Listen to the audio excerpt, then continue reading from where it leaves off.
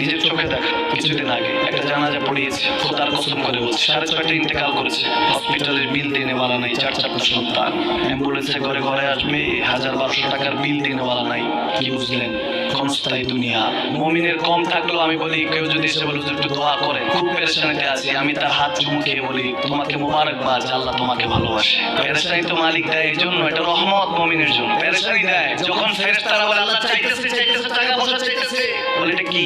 বলে ফাসিক, দে বিদায় কর।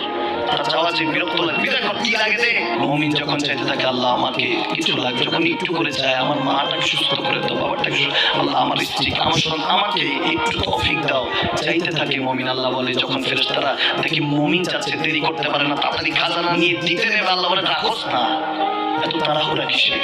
তার চাওয়ার মধ্যে তো প্রেম আছে, একটু চাইতে দেস না। থাকুক না মুমিন আর একটু পেরেশান, থাকুক না, থাকতে দেস না।